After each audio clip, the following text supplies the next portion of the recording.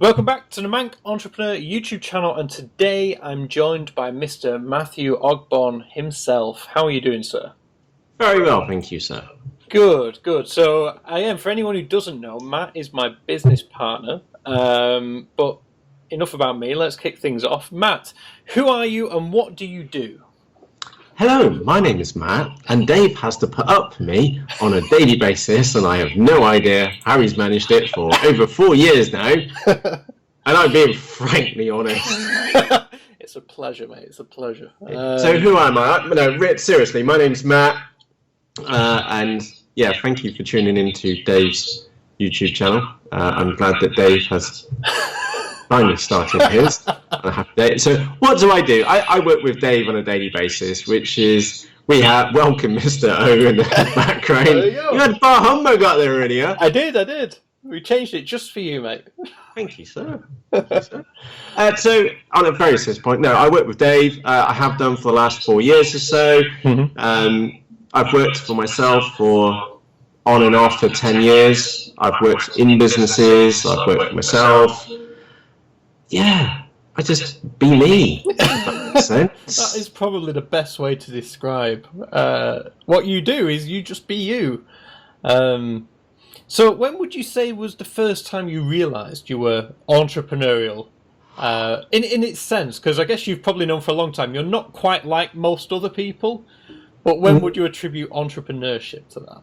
Well, that's the really curious thing. It wasn't until someone else asked me that question quite some time ago when it actually twigged, was that apparently I was quite entrepreneurial as a kid because I used to sell pens in school, pens, rulers, and rubbers. I didn't even think of that, and it only just came back as one of those flashbacks, like, oh, apparently from quite a young age, but I didn't even realise what I was doing. At the time you were doing it. Well, were you conscious that if you sold them for more than what you paid for them, you were making money? Yeah, bought ice cream. Yeah, there you go. I did the same thing with Pokemon cards from like year 6 and year 7 onwards. I didn't collect them, but everyone else was like buying and trading them. And I realised that if he over there would sell me it for 20p and I went and sold it to him over there for 30p, I made 10p. And for literally nothing, for literally walking. And I spun that into like, I would say that was my first business. And then, like you say, going to the sweet shop on the way home. Happy days. Yeah, I didn't realise that what I was doing, and it wasn't until somebody else asked me that same question quite some time ago, and I was like, oh, actually, yeah, but it didn't feel that way, and it soon got scrubbed out and whatnot. Yeah. Anyway, the schools did the job. It was schools, but it wasn't really until it actually all started properly when I used to work for a company called Xerox, and I used to tell what happened. Yeah, I used to be a scheduler. I used to tell the engineers where to go, which was always good fun, because if they misbehaved, I'd send them to Carmarthen, which was about a 2-hour trip from Bristol. So we always got stuff done, and it was always really good fun. Anyway, an opportunity came up, and I ended up working at Rolls-Royce on site there. And at the same time, I'd gone back to night school because I just felt that I could do better with what I was doing. So I would go to night school, in inverted commas, 4 nights a week, doing from HTML to whatever, some coding stuff as well. Just looked like good fun. I just wanted to better myself. And at the same time, I bought this magazine, it's still around now, called PC Advisor. And over like 3 months, they showed you how to build a computer. So I bought all the bits and built the computer. And of course, then I found the interwebs, and I found the eBay. And then I soon worked out that if you could buy a PCI card for like £5, I could sell it for 20 quid by saying that you could have an extra screen on your computer. So simple as that. Simple as that. So we take something which cost literally £5 or less and sell it for 20. It was absolutely brilliant. And then I still remember that Christmas day, the family just eaten and I was on the computer. We're soon working out that if I just chose a few sellers and I looked at their feedback, and if these guys are even only making 10% at the end of the day, they're making a lot of cash. And I did that all manually. I still remember it took me blooming hours to do that. I can tell you the wife, which is who is Helen, who is now the wife, wasn't that impressed with me at that point in time. But then literally I went back when the banks opened like the following Monday, and I walked in there and said, I need a business bank account, and they said, well, do you want any credit? I said, no, I've got credit cards, so I can balance those. I'm pretty good at doing that. And just went from there, and then it was a 3-year adventure. So that leads on to my next question, which I guess this is like, what was your first business? I'm guessing it was this eBay business that you started on your own. Yeah, I was really lucky, as in I'd hit the big spike as digital cameras came into the United Kingdom, and as they started taking off. So we had a big ride on that one. We also did electronic components and things like that. I never touched like a full unit, as in like a laptop or a full computer, because then you stick Windows on it, and there's a lot of things which can go wrong with the user rather than the software. So we kept well away from that. But it all went. I have no qualms in sharing this. I just basically woke up in a tent from burnout, and I still remember that brilliant morning. It was down in Paynton. It was the campsite. I've never been, but I remember you telling me about it. Yeah. Yeah, just waking up in the morning and the sunrise, and I just frankly thought, "Fuck it, I'm out." And it cost bad to get out, and but I got out, and I felt a lot better for it. That was on like a Monday, and I didn't have a clue what I was going to do. And then by the Friday, I had 3 job offers in, and one of them from an American software company who I'd been actually using to sell onto eBay. And that sounded like good fun, so I gave that a whirl, which was good fun. Hours were shocking. I'd get up at 9 o'clock in the morning. They would arrive online because they were on the Naughty Eve Smokes Woodbine, so on the East Coast. So they would then get up at 2 o'clock, and then they would finish at 11 o'clock at night. So my days were 9 to 11. Yeah. With some lunch thrown in there as well. But I enjoyed it. I genuinely did enjoy it. So. How did you find that switch from going from obviously being self-employed and master of your own ship and all that to then going back into employment working for someone else? Did they allow you a certain amount of freedom? Obviously, being you in the UK, them in America, they can't really manage that much.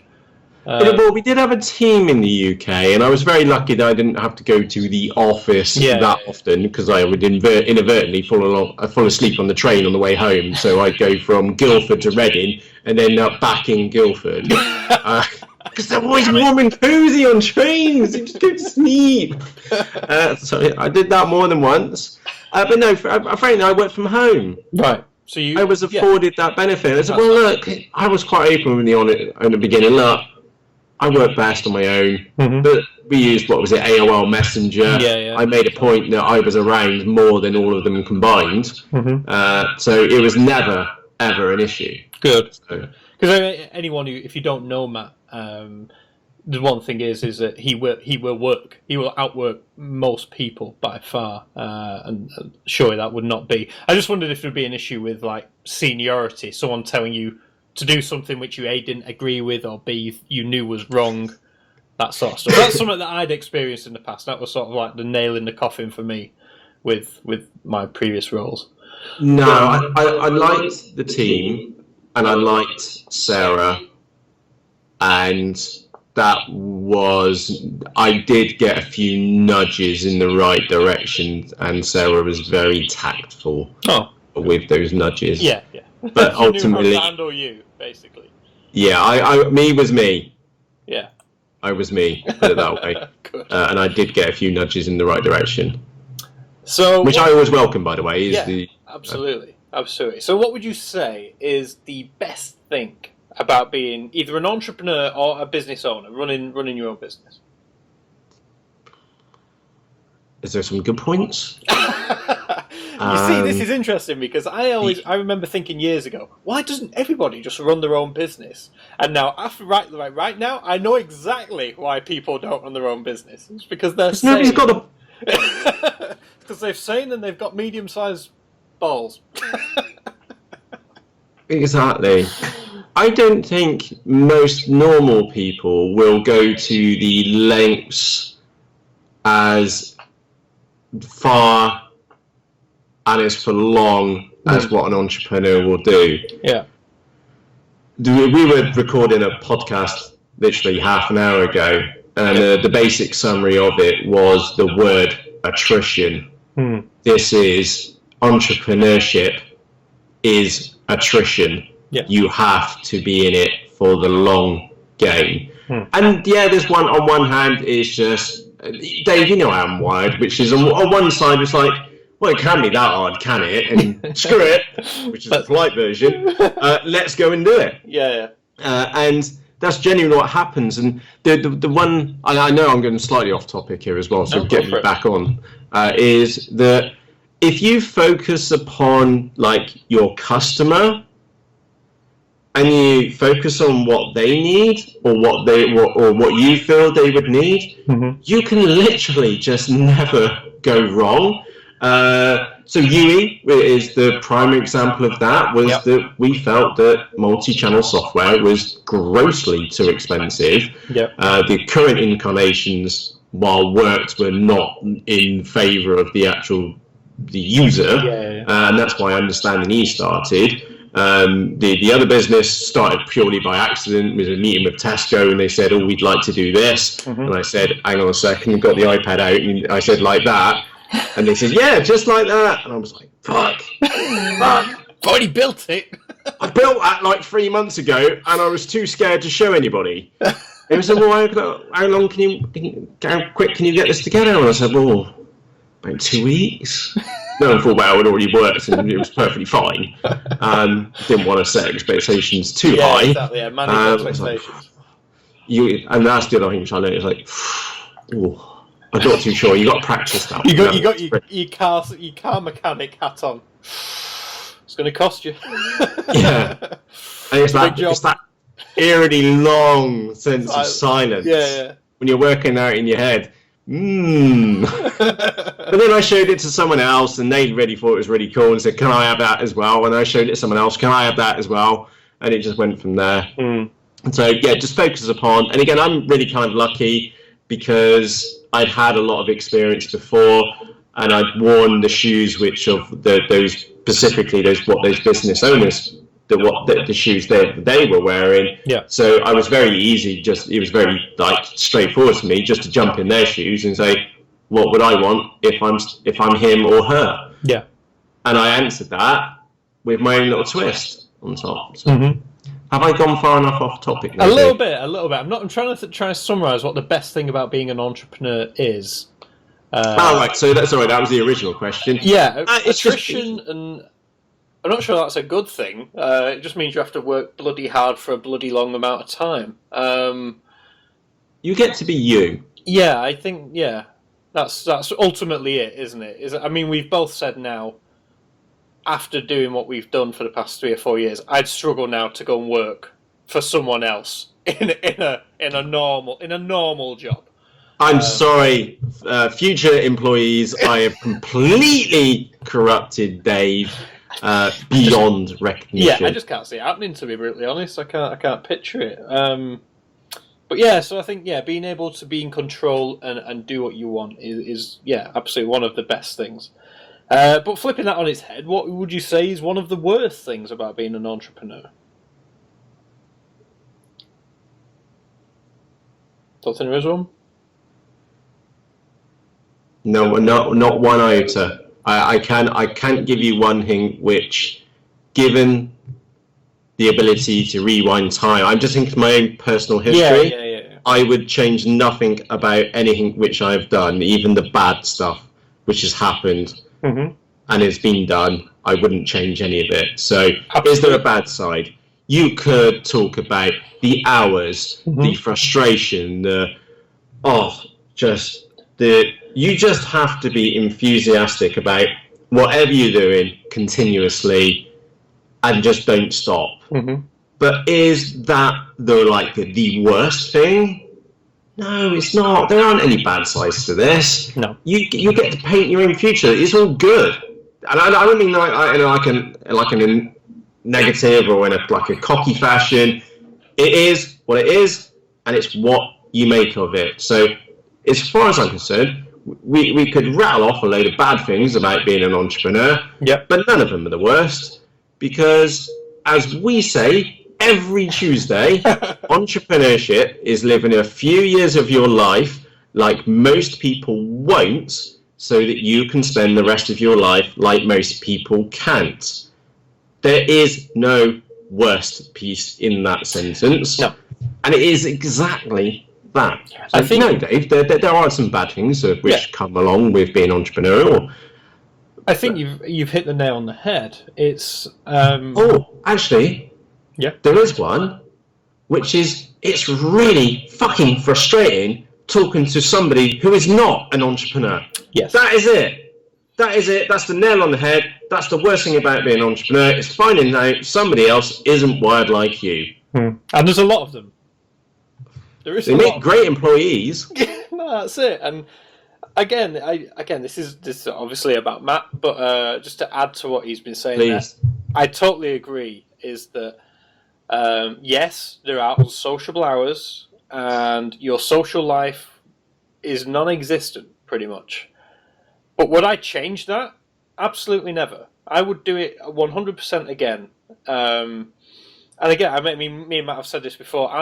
At the time when we were about to start Understanding E, a job offer came through on LinkedIn with a huge global brand. They wanted a head of e-commerce, and they were probably offering a decent amount of money. For my age, I would have been very well paid. And I turned it down because, again, I knew deep down that being an employee was not making me happy. And yeah, I could have been making a lot of money. I could have had nice cars, been traveling to different places, blah blah blah. But I wouldn't have been happy because ultimately I'm wired like Matt, and a little bit, you want to be able to create and do your own thing. And 100%, I would make that same decision tomorrow if offered again. I wouldn't swap any of this for any of what could have been being an employee. Because ultimately the worst thing, if you're wired the right way, isn't actually that bad. Mm-hmm. You can't help it. It is what it... I know people, like you said, running into people who don't get it. And it's always those people who, oh, God, you work a lot. And then they're the same people who go, oh, how are you? Yeah, shit. Job's rubbish, don't like this, blah, blah, blah, blah. And, they go to work, 8 hours a day for 5 days a week, don't like it, and then live for the weekend, get absolutely smashed, and turn up to work on Monday with a hangover to do it all again. David, I started off this Facebook group to go on with some YouTube adventures, which I'm on at the moment. We'll come to those in a bit, yeah. Right, okay. But I want to bring this one comment up, which stuck in my mind, which kept me awake, and I actually then ended up working a 27-hour day in the end, which was, there was a comment in there, and I won't mention the person's name, but he said, something like, Matt, you must be working forever. And then literally in the next comment, he complained that I'd bought so much recently. And I just replied to his comment, it's midnight, I will see you in 3.5 hours time. Yeah. I didn't actually go to sleep because one of those comments bugged me in my head. And when you go to bed and you're just too wired, I just got up, I put the kettle on and came back in the office, and I think I did some video editing and a bit of UE work as well. Mm-hmm. And then I did that. Do you know what? This is the funniest thing ever, right? I just done like 27 hours non-stop, no sleep. I tried to go to sleep, it just didn't happen. And that morning, I recorded I'd do an RC coffee chat every morning. Yeah. And I was absolutely hanging, okay? I was there dead set on, right, I've done like 26, 27 hours. I'm going to push through to this evening and then just pass out. And it was on that day, which I pushed myself to the absolute, to beyond reasonable time limits. And it was on that day when that channel got mentioned by a very large YouTube channel, and they saw me at my worst.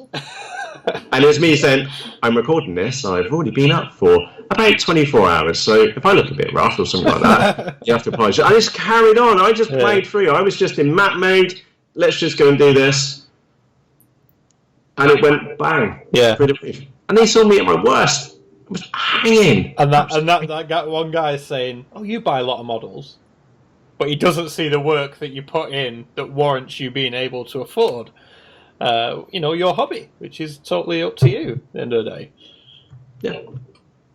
If like we said, you've got to be work like others won't, so you can live like they can. Oh yeah. Exactly. Sorry, I didn't mean to cut in then. But the other point here is that I started a hobby this year, which is flying model airplanes, and I inadvertently monetized it in a YouTube channel. Work that one out. If you focus upon your customers, suddenly just things just click. Yeah. I don't mean to do these things; they just happen, and it just kind of turned out that way. Work that one out. Yeah, it's a fun one. Sorry, Dave. Go on. I was just going to say, no, carry on. If you turn up every single day, work hard, and crucially, you just be you, okay?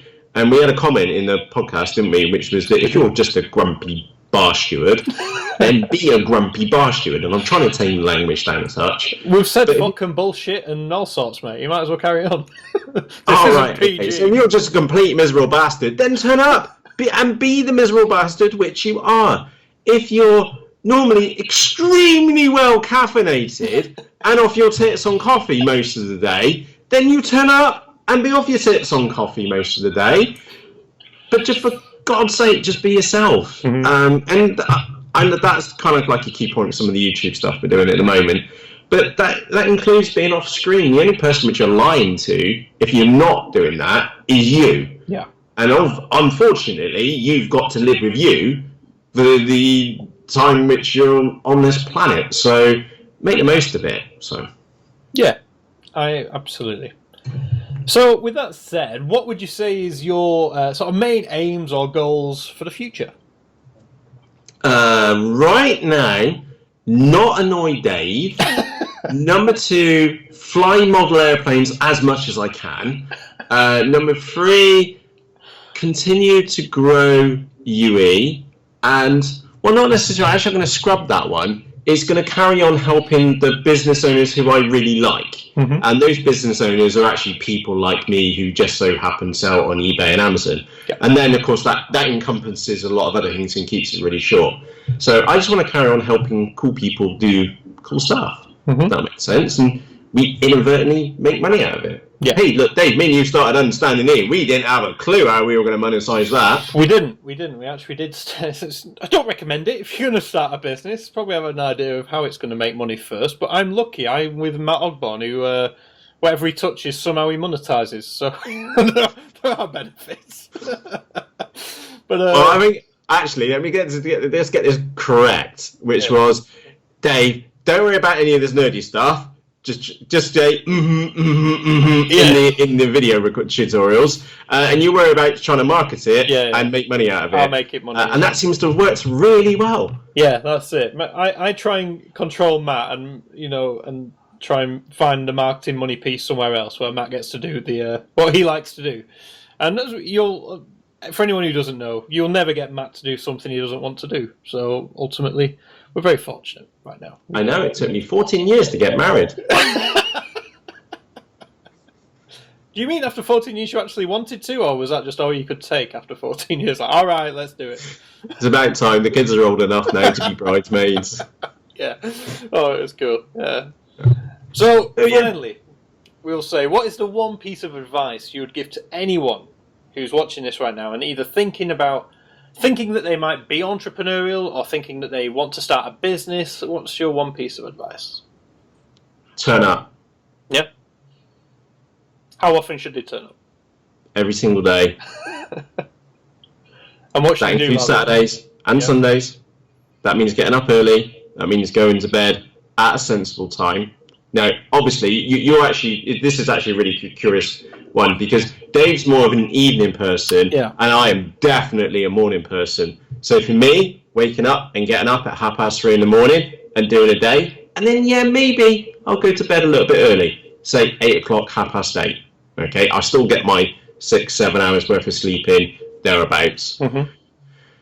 But you have to play to the way which you're wired. So if you're a morning person, excuse me.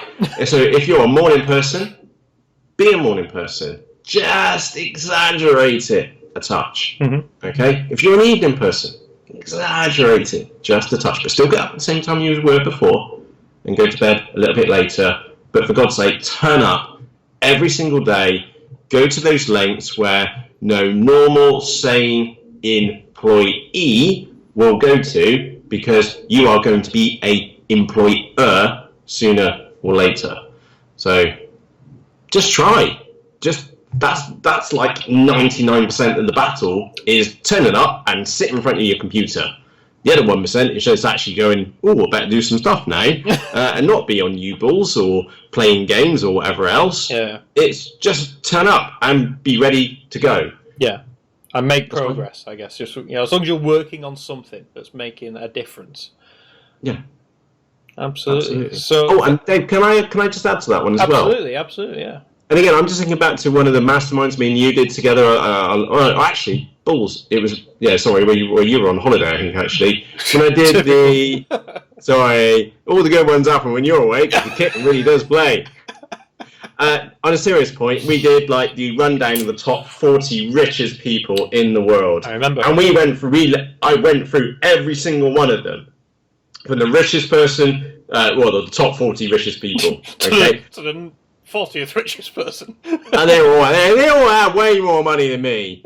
And we had a tramp at the end. Okay? And the reason why we just went through, and I sat through and did every single one of those, 40 of them, back to back, bang, straight through them. And then we had a tramp. And the reason why we had a tramp at the end is because the thing which kept all of these together, it didn't matter if you were the most richest person in the world or the poorest person in the world who had the clothes he was wearing and a shopping trolley which he'd nicked from Tesco's.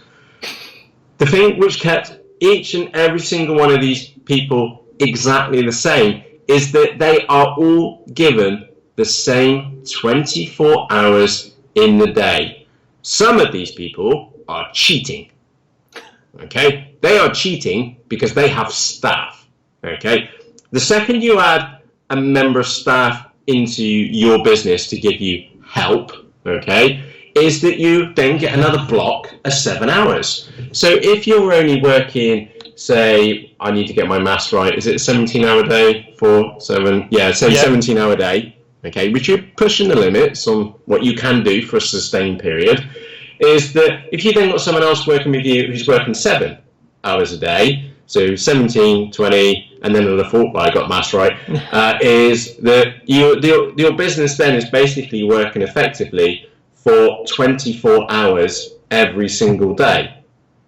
You add another person in, and then you've got 31 hours being worked on in your business every single day. And that's how those absolutely minted people, they've worked that out. We're all on a level playing field, but you can cheat at this game by getting staff into place, and you can cheat time. This is how you literally do cheat time and get more stuff done, because you have to get over that hurdle of being an entrepreneur into being a boss. And you can definitely be a bad boss, and trust me, I've been a bad boss in previous businesses. But on the flip side, I think we're doing all right at the moment, don't we, Dave?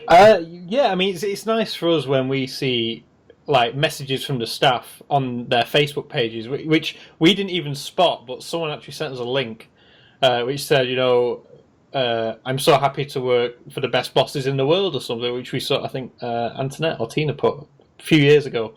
So I think we're doing a pretty good job, and yeah, I'd say we're pretty cool bosses. Exactly, we're pretty relaxed in what we're doing, and the reason why we're pretty relaxed is because I've actually personally been the reverse of that, and I've slowly coached Dave to be that style of person and that style of boss, which is they're pretty smart. I'll show them what they need to know and just leave them to it. Yeah. Very long hand, but we do put business processes in place such as Scrum and things like that as well, which is a whole different topic. Yeah. So yeah, what piece of advice? Turn up. Okay, you get 24 hours in the day. Use as many as you can for as long as you can do, and then put the effort in. And then the extra piece of the extra tip beyond that is very straightforward. Just time hack. And the best way to do that is get someone else in the business with you to help you, whether that's just a straightforward assistant, okay? And by the way, let me just add to that as well. Never a part-time, always a full-time employee. And the reason for that you're either in the business or you're not. None of this part-time stuff. All of our staff in UE are all full-time. Same for the software company. The only exception is H, which is normally sat next to me, who's my wife, and just fits in. And that's, in that instance, that's actually fantastic because she can look after financial things, which me and Dave don't want to bother with, and she can do it and we don't have to do it. So we do end up with plenty of playtime for us to be doing this at 20 to 4 in the afternoon. And we're able to do this. We've got nobody else bugging us. The team, well, actually the team's probably gone to sleep now because they're based in the Philippines, but the team does what they need to do. We're able to do what we need to be able to do as the entrepreneurs in the business. Absolutely. So again, I am supposed to be talking about time hacking in a video soon, but I will make sure it's a recent one off the back of this, because I'm sure there's lots to be spoken about on time hacking. It's interesting. It's something that we utilised very early on, and it's worked out well for us. I don't want to give you a spoiler to that one for when Dave covers it. Is that when we started UE, we said, look, Dave, any money which ends up revenue which comes into UE, don't get excited, because we're putting that straight back in, and we're putting that straight back in with staff. And I'll let Dave fill in the rest for you. Absolutely, yeah. It's a good story, and one that Matt made was absolutely the right decision for our business, and I'm sure you'll see wonders from it as well. So with that said, Matt, that's more of the boring questions out of the way. Tell us more about your YouTube adventure, because you're absolutely smashing it right now on YouTube. Yeah, I did get a bit of a nudge. Let me just get this right, because I can't remember. I think it was 14 days and some hours. I'll just click the little link here. While Matt's doing that, me and Matt are both Matt challenged me to start the YouTube channel, which is obviously where you are right now. Back time. And Matt had been doing this for a few months earlier. And Matt's channel is all about his adventure with RC models and his hobby, especially flying wings. And if anybody's interested, go and check it out. And even if you don't think you are interested, I'd go and watch, because he sends me videos where he puts so many videos up. We're aiming for one a day. Some days you're putting 3 or 4 up a day. I put 4 out on Saturday. But they are so entertaining. It's nothing, don't expect boring, this is a model and this is a propeller. This is, right, here's a wing, let's see if you can fly it through those trees. And cool stuff like that. It is fantastic. So the link is down below. Man, it's brilliant. Can I read out one of the flight paths? Yeah, absolutely. Yeah. So we've renamed parts of these fields, and we'll get to the reason behind the channel in a moment. In short, so we take off from Stu's armpit and go towards the T-boner into Bermuda Triangle. We go through Dead Man's Arm, then through Balls Deep into the ship, along Suicide Strait, past Suicide Gate, across to Australia, round Farmer's Daughter, past Dave Woods, and back to Stu's armpit. And that's just us mucking around. So we know what the locations are on the flying site. But on a very serious point, I always knew that there was lots of potential in YouTube, and I also knew the key. And this was why I was like, come on, Dave, chop with it. Is that all you have to do is just turn up every single day and be yourself. Okay, literally, that's just the basic rules to YouTube. Turn up and be yourself. Whatever topic you're covering, it could be business related, for example, or it could be RC related. And for me, all this just happened purely by accident, which is that it's very. I consumed. There's only a couple of big YouTube channels for RC products or just remote control planes and stuff like that. I consumed every single one of their episodes because I don't watch TV. So every night I'd go and watch 3 or 4, and it didn't take me very long to just get through the backlog. And I soon worked out, well, it'd be really nice to have something on a daily basis. And there was one other channel, an American channel, doing daily stuff, but it was all really product orientated and not really that interested. And it didn't help. I didn't really like either of them as presenters. So, and that wasn't their fault. They're probably 2 really nice people. They just didn't float my boat as viewing. And by the way, that's another reason why you should do YouTube, because you might be covering exactly the same as what someone else is doing, but you're going to put your own spin on it, and people will like you and dislike you based upon that as well. Yeah. So anyway, started doing that, and then I started mucking around, putting some video footage on there, and then I was like, well, I need some daily stuff because I don't watch TV. So I started a daily RC coffee chat, and I think we're up to like episode 68 or something like that. And it's gone really, really well. And on the 30th of the 11th, 2016, in that day, and only on that day, we had 14 days worth and 23 hours worth of watch time minutes. Work that one out. And to be technically correct, it was 21,581 minutes. That's a crazy number. And by the way, that happened because I put so much time, effort, and energy in, and another really big YouTube channel and spotted it, and then said, I really enjoyed Matt's RC Coffee Chats. And it's just me. I'm not an expert. I only started flying in March. In fact, some of the stuff I do to models shouldn't never be published or shared. But it's just me being me, sharing my adventures. These unscheduled landings, Matt. Yeah, don't you mention the C word. C words are banned. Never crash. It's always unscheduled landings, thank you, sir. And they should always be accompanied by landed. And that's just me being me, because that's what I was doing on the flight line. What about those gravitational waves as well? They're a nightmare. Proven fact. A black hole, two black holes colliding with each other does cause gravitational waves. It has now been proven, which may impact your model flying in the sky. But it's just, honestly, it's the BS which you come up with on the flight line of why you just smashed it in. It's just the way it is. And I'm not a particularly funny guy at all. I don't think. I don't know. Your videos always make me laugh. They do. But it's not meant to be that way. It's just me being me. Yeah. And I have to go careful sometimes. There's a model which I've renamed. It could be a misspelling of hunt. And it's called the Micro Sky Hunter, and I've misspelled it accidentally on purpose, which I've got to go really careful with some of the channels, but I have slipped that out in one of the episodes and nobody's noticed. So there's some funny stuff which I'm doing about just to amuse myself. Someone's going to spot it. YouTube flagging it. Yeah. But on a serious point, YouTube, it's just me mucking around. Yeah. It's just me being me, sharing my experience, just so happens to be on a daily basis, which meets that the original criteria of stuff being done on a daily basis, okay, for YouTube. And I'm going to do it for a year. And I inadvertently monetized it. I didn't mean to start out like that. It just went that way. Mm-hmm.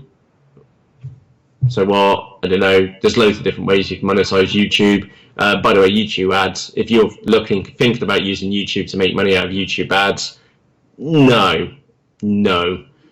There's no revenue there unless you're getting serious amounts of views. That's it. Sorry, Dave, you were going to say something. I was going to say, unless you're knocking around the sort of 100,000 subscriber mark upwards, does it do any of the? I mean, and we both use TubeBuddy as well, which sort of you can actually get an idea of how much money a video will make. And like I said, you see the likes of some of the bigger YouTubers out there who are getting millions of views per video, and yeah, absolutely, that is a very, for example, right now it's December, and some channels are doing Vlogmas, where they put a video out every day for Christmas, or up to Christmas Eve, I think, which is, say, 24, 25 videos. And I know that there's people out there who can get 1 million, 2 million views per video, every video, and they're maybe earning 3 to 5 grand per video in ad revenue. And that's when you see, okay, that is a it's a lot of money, is what you're saying. For 24 days, 3 to 5 grand a video, that's a lot of 3 to 5 grands. But me, with my just under 50 subscribers and my few views, there's no benefit to me putting ads on any of my videos. There's no benefit at all. It's now actually, unfortunately, 5 videos which I have adverts on, because I made a screw up and put a soundtrack in one of them, one of the coffee chats, which I then later apologised the day afterwards because I didn't spot it happening. It's not a revenue stream. There are so many other ways which you can monetize on YouTube.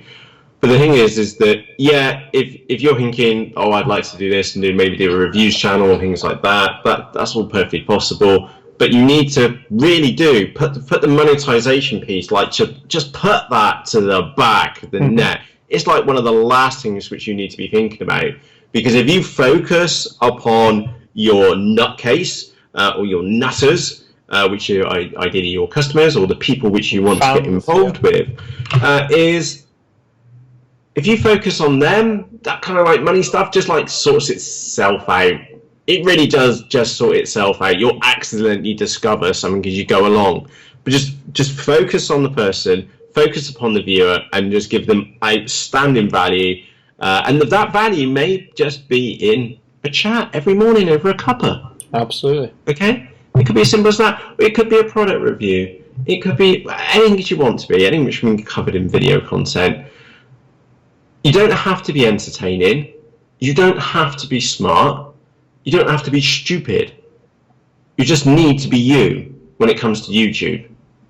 And it goes back to that last piece of advice. You just need to turn up. There you go. There's a perfect example of it right there. Matt is turning up every day and seeing huge success. And like I said, not even worried about the monetization piece. It sorted itself out inadvertently. Just do whatever it is. I felt so bad. I even made a special episode, which you'll see on the top if you have a look on the YouTube channel. Go and watch that. I had set a budget apart to do this, which was a sensible budget, so I could fund it for a year, so that I had plenty to talk about through the year. And then it suddenly looked like there was an opportunity for it to become self-sustaining, which you can ask much more. Well, you can ask for it to be profitable, but with my objectives for the project, the year-long project, was for it to be self-sustaining. If I could make a wheel turn and just for it to pay, just cycle by itself, that would be classed as happy days. But do also notice 1 year. And Dave will never mention quick wins. I never mention quick wins. Things take time and they require attrition. They require for you to turn up on a daily basis and do stuff. Whatever that stuff may be, just turn up and do something. Just plow, chip away at stuff. And it may not feel like you actually did anything in a day, and I can trust you, we have days like that quite frequently. Absolutely. But it is the case of turning up, and the cumulative effect of that is massive. Absolutely massive. Well, and have I gone far enough off topic now, Dave? And you started the YouTube piece, so I'm blaming that one on you. Yeah, I did know, but I wanted you to talk about it because it's like I said, as far as it goes for me, this is all new to me, and I'm learning a lot from you and your experiences. So, but I'm having fun with YouTube right now, and it's like I said, it's a year. I started literally from zero, and we will see by October next year where we're at. And then from there, if I'm still enjoying it, and we've proven a point to the business members that we have on the site, then we'll carry on and we'll just keep on going, and we'll see what happens. I missed that one out. I meant the other reason for doing this is not like it all started accidentally. Was to make the point to the business owners, which we help with UE. This can be done. And we're off doing this, and when they're being busy somewhere else, i.e. Christmas, and their busiest time of the year, we're off now getting busy doing some stuff on YouTube. When we both collide again in January, because they'll all come back with New Year's resolutions of sell more, we'll be going, well, look, we've been having a field day on YouTube. Come and join in the adventures. And ultimately, the advice will always be the same. It's just turn up and attrition.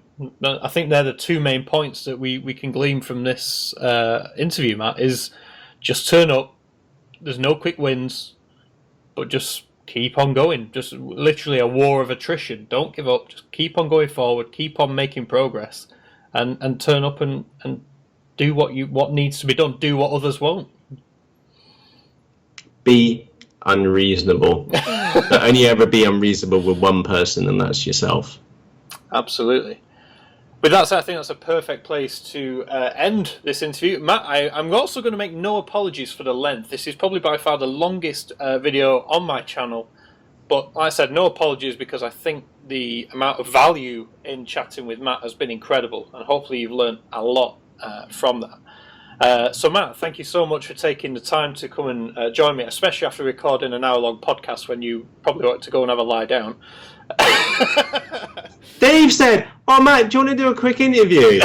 And we just done an hour podcast. And now we're on to 45 minutes of this chat. So no, I don't think I'm going to cut much, to be honest. I think it's all going to pretty much be in there. So with that said, Matt, thank you so much for your time. Everywhere, if you're watching this, go and check out Matt's channel. Like I say, if you want to laugh and to see passion in its true form, then go and check out the channel down below. And with that said, thank you so much for watching. Subscribe if you are new. Yes, sir. What can I do for you? Definitely subscribe, by the way. If there's any one thing which you take away, turn up. Yeah. You have to turn up and be you. And we covered lots of other topics, but in short, turn up, be yourself, and turn up. And then turn up some more. Go to those links which somebody else won't go to. Be unreasonable. I'm doing my best to be quiet because I'm quite talkative and it's quite late in the day and I've drunk far too much coffee. So, like I said, thank you so much for watching. I will see you myself in my next video, but you can always get your daily dose of Matt over on the Ragnar Nutsoff channel as well. So, again, thank you for watching, guys, and I'll catch you in the next video. See you then. Cheerios.